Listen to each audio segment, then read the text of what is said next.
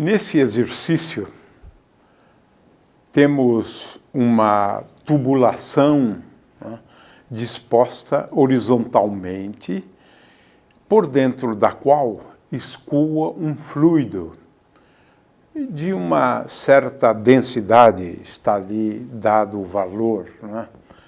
Mas nós vamos resolver o exercício literalmente, né? Qualquer que seja a densidade, né, nós encontramos a solução. E temos áreas, né, de seções retas, né? S1 aqui, né? Então, temos, em primeiro lugar, uma seção reta aqui, S1, essa área aqui, né? E aqui a tubulação é tal que ela diminui o seu raio. A área agora é S2. São dados aqui do problema, né?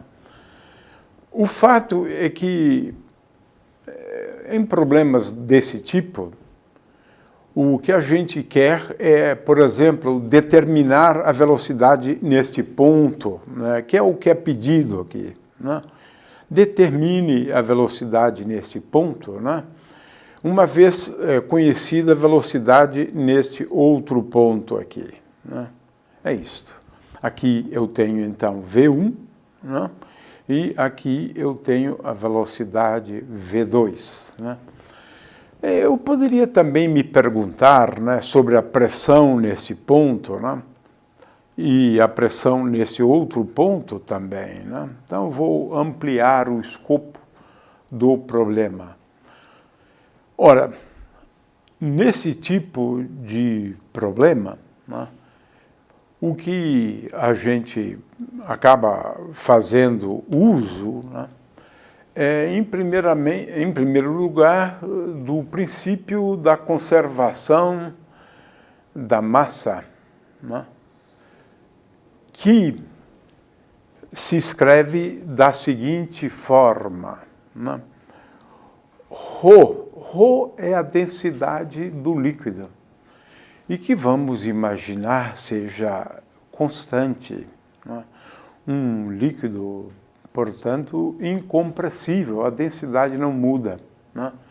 Rho, né, vezes V1 vezes A1, de forma que Rho vezes o produto da velocidade, né, desse elementozinho de massa, né, que se desloca, Rho vezes V1 A1 é igual a Rho vezes V2 A2, né?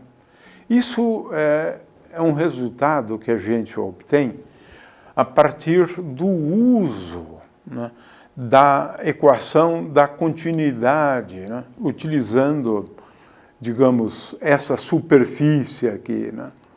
Eu uso, ao longo dessa superfície aqui, qualquer que seja a superfície fechada, né? Enfim, não vou repetir aqui o argumento, né?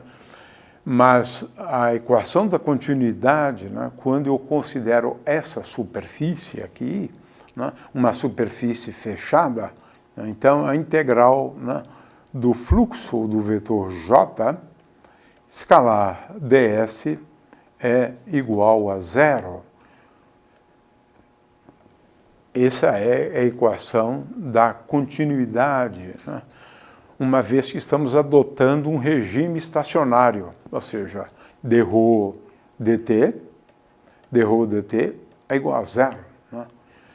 Logo, se calcularmos o fluxo nessa superfície fechada, vamos fechá-la aqui e fechá-la aqui, nós vamos concluir isto. Então, esse é o resultado, né, da equação da continuidade. Ou seja, dm dt é igual a zero, não se perde massa durante esse escoamento. Essa é a ideia. Ora, se, como estamos considerando aqui, a densidade é constante, né, então nós temos a seguinte expressão, V1 A1, né, é igual a V2A2, né? Ou seja, a vazão, que é o produto da velocidade pela área, é constante ao longo do movimento do fluido.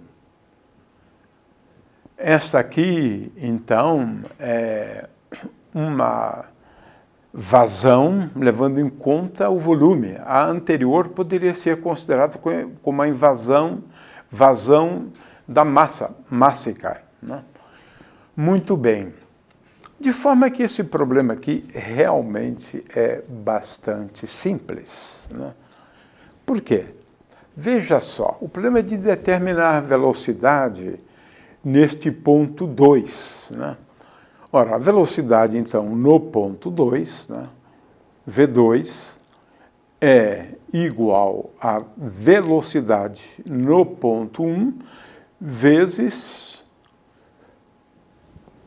A1 dividido por A2. A1 dividido por A2. Então, se a velocidade for dada, né, neste ponto 1, que é exatamente o caso, né, vamos voltar aqui, então, ao enunciado, né? Aqui eu tenho a densidade, mas a densidade é sempre a mesma. A gente pode depois utilizar esse dado para uma outra questão, né? De forma que, veja, no caso, as áreas são 5 e 2,5. Essa área aqui é a metade, né, de 10 a menos 4, né, e a velocidade é 2, né?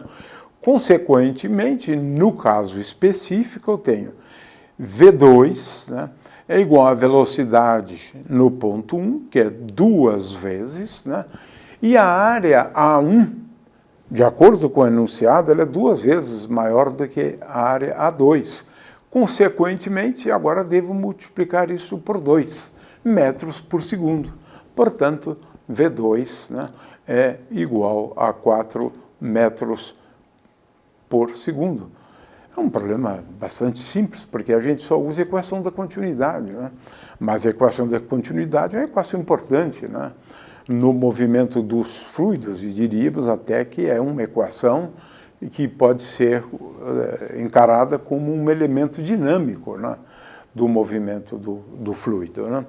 Agora, uma outra pergunta que seria também interessante, né, seria, por exemplo, determinar a pressão nesse ponto aqui, uma vez conhecida a pressão nesse ponto aqui, né, a pressão nesse ponto, né? Então, o que nós devemos fazer nesse caso, né, é simplesmente usar a equação de Bernoulli, né? De acordo com a equação de Bernoulli, a velocidade, né, V1 ao quadrado sobre 2, né, mais P1 dividido por ρ. Veja que agora nós precisaríamos da densidade, que é um dado do problema lá, né?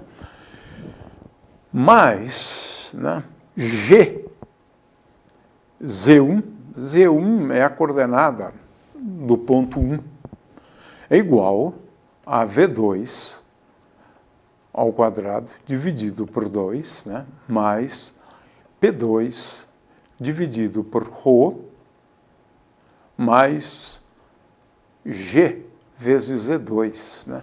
Mas veja que Z2, a altura aqui, né, é igual a Z1, então nós nem precisamos considerar nesse caso. Portanto, se eu quiser determinar a pressão aqui, P2, né, veja, desta equação aqui, eu concluo o seguinte: P2, veja, é igual a pressão no ponto 1, se ela for dada, está resolvido também o problema, né? P2 é igual a P1, né? E agora, mais, veja, V1 ao quadrado, V1 ao quadrado, menos V2 ao quadrado, e agora dividido por 2, né? Meio. Então, V1 ao quadrado menos V2 ao quadrado, e agora multiplicado por ρ. Ρ, né? Muito bem. Então, veja, eu resolvo esse problema também, né, para as pressões, porque já sabemos que V2, né, é igual a 2 vezes V1, de forma que se V2 é igual a 2 vezes V1, eu tenho que P2, né, pressão neste ponto aqui, portanto, P2 é igual a pressão no ponto 1, né, no ponto 1, mas agora aqui eu tenho menos 3V1 ao quadrado, né, menos 3 sobre 2, portanto, vezes V1 ao quadrado, porque V2 ao quadrado é igual a 4 vezes V1 ao quadrado, né, vezes ρ. Né. Então, aqui eu posso também calcular, por exemplo, a diferença de pressão, né, ΔP, P2 menos P1, e com os dados do problema, menos 3, né, sobre 2 vezes V1 ao quadrado, né, mais, vezes ρ. De forma que V1 é igual a 2 metros por segundo e ρ é dado lá anteriormente. É só uma questão de substituir os números aqui, né? Porque a densidade também foi dada. De forma que acabamos resolvendo 2 problemas em vez de resolver um só, né? Nós determinamos a velocidade nesse ponto primeiro, né, usando a equação da continuidade, né, e depois calculamos a diferença de pressão.